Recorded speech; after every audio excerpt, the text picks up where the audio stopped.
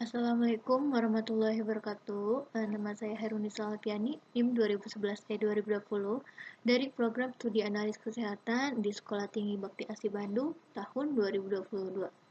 Pada kesempatan kali ini, saya akan menjelaskan tentang rancangan penelitian pada bagian bab 3.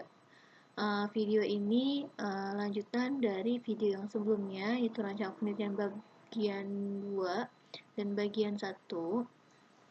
Dan sekarang masuk pada bagian ketiga. Saya ingatkan lagi untuk judul pada penelitian yang saya ambil, yaitu gambaran profil lipid pada penderita hipertensi di klinik insani. Masuk bagian bab 3 itu metodologi, yaitu langkah-langkah yang sistematik untuk memperoleh ilmu. Sedangkan metodologi itu prosedur atau cara mengetahui sesuatu dengan langkah sistematik. Nah, masuk ke bagian jenis penelitian. Jenis penelitian yang dilakukan yaitu secara kualitatif dan digunakan metode deskriptif dengan pendekatan cross-seksional, yaitu subjek penelitian hanya diobservasi sekali saja dan variabel subjek diukur pada saat pemeriksaan untuk melihat gambaran profil lipid pada penderita hipertensi di klinik insani. Jadi secara kualitatif dengan metode deskriptif, untuk pendekatannya itu cross-seksional dan yang diukur itu variabel subjeknya. Nah, waktu dan tempat itu lokasinya yang dipakai di Klinik Insani Citera Bogor pada bulan Agustus sampai September tahun 2022. Masuk ke populasi dan sampel. Populasi. Nah, populasinya itu semua pasien hipertensi. Nanti akan lebih dijelaskan lagi. Nah, yang B-nya ini ada sampel, yaitu sampelnya itu sampel pada pasien hipertensi yang melakukan pemeriksaan profil lipid di klinik insani. Nah, jenis sampel yang digunakan untuk penelitian ini ada syaratnya, yaitu berupa serum atau plasma, dengan syarat pasien telah berpuasa selama 10-12 jam dan dilaksanakan pada bulan Agustus dan September 2022. Nah, ini adalah rumusan untuk menentukan jumlah sampel, yaitu dengan rumus Slovin, yaitu N dibagi 1 plus NE kuadrat. Untuk jumlah populasi itu saya ambil 100. Nah, 1 ditambah 100 ini dikali 0,05 kuadrat. Nah, didapat jumlah sampelnya itu 80 orang. Dengan kesimpulan secara tingkat kepercayaan 95% dan tingkat kesalahannya 5%. Untuk sampelnya itu ada beberapa kriteria, yaitu ada kriteria inokulasi. Yang pertama, pasien hipertensi dengan memeriksa profil lipidnya. Yang kedua, pasien bersedia mengikuti penelitian ini.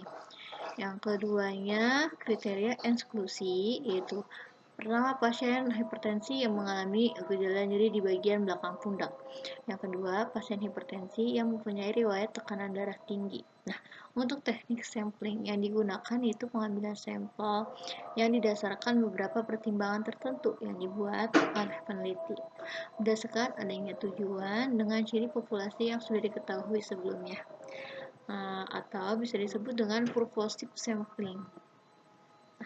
Metode pengambilan sampelnya itu dapat dirumuskan dengan langkah-langkah sebagai berikut. Yang pertama, dapat meminta rekam medis pasien hipertensi kepada petugas RM.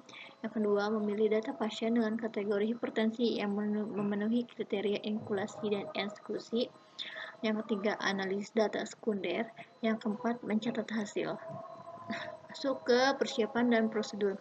Untuk persiapan ada alat dan bahan yang digunakan. Untuk prosedur yaitu persiapan pasien. Pasiennya harus berpuasa selama 10-12 jam. Nah, yang kedua ada pengambilan darah vena. Yang ketiga, persiapan sampel. Nah, sampelnya itu bisa berupa serum atau plasma yang harus disentrifus terlebih dahulu sampai dia terpisah. antara darah dan serum. Untuk yang keempat itu ada prosedur pemeriksaan. Nah, di sini kan ada pemeriksaan kolesterol total, trigliserida, HDL koles, dan LDL koles. Untuk LDL kolesnya itu menggunakan metode perhitungan Birdwell ya. Ada alur penelitian. Nah, alur penelitian yang pertama, pasien hipertensi ini mengisi inform consent terlebih dahulu. Nah, pasien ini yang akan memeriksa profil lipid atau pasien yang bersedia mengikuti penelitian. Nah, selanjutnya masuk ke pengumpulan sampel.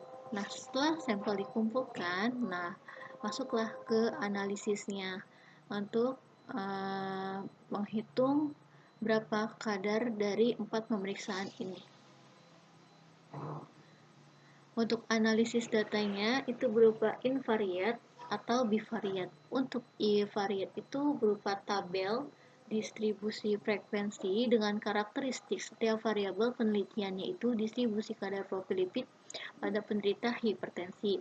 Sedangkan bivariat itu berupa tabel distribusi dengan kadar profil lipid pada penderita hipertensi berdasarkan jenis pemeriksaan kolesterol total, trigliserida, HDL, dan LDL.